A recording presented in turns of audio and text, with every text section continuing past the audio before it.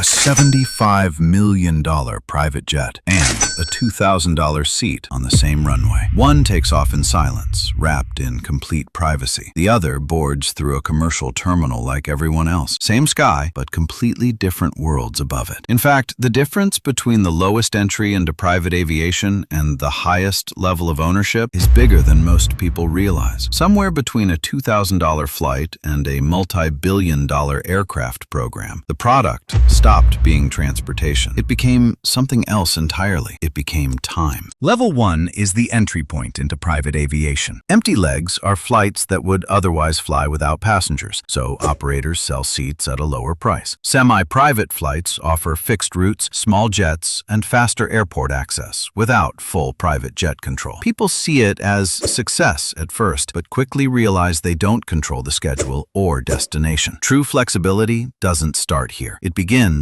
at the next levels of private aviation. Level 2 is on-demand charter with light jets. This is where private aviation truly begins. You control everything: time, airport, and schedule. Light jets carry small groups, fly short to mid-distances, and cost significantly less than larger aircraft. But the real difference is control. You fly when you want, land where it matters, and save hours of time. This is the stage where professionals realize the time saved often justifies the cost. And that realization is what pulls people deeper into private aviation. Level 3 is where private aviation becomes real business infrastructure, not just luxury travel. Midsize and super midsize jets offer more range, more space, and full cabin comfort for business use. They can fly non-stop across the country, turning what used to be a 2-day trip into a single day. At this level, it's not about luxury anymore. It's about saving time, and time becomes more valuable than the aircraft itself. Level 4, heavy jets, like Challenger 650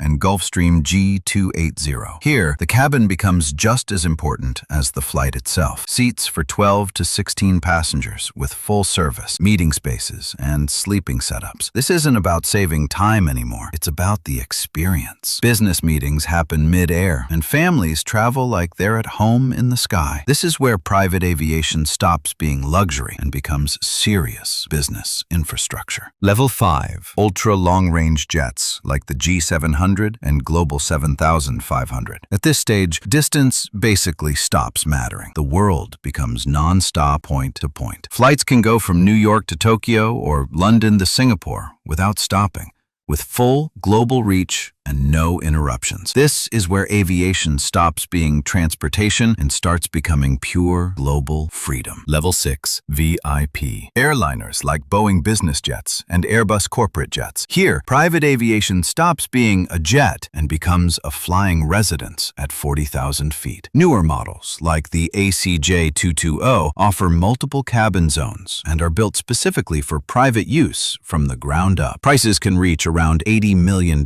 fully equipped, and the people who own them, you won't see them on public lists like Forbes. Not because they aren't rich, but because their wealth exists far beyond public visibility. Royal families, dynasty heirs, and ultra-wealthy individuals who prefer to stay completely out of sight. For them, even the most advanced private jet is not luxury. It is simply home in the sky. Level 7 represents the highest tier, head of state and custom wide-body aircraft. This isn't private aviation anymore. It's political power in the sky. Aircraft like Air Force One are flying command centers equipped with advanced systems, medical units, and full communication networks. At this level, jets are no longer transportation. They are mobile embassies and symbols of national power. Because in the end, private aviation was never about the plane. It was always about time. And what people are really buying is control over it. If this was useful, subscribe. I break down how things actually work, not how the brochure describes them. See you in the next one.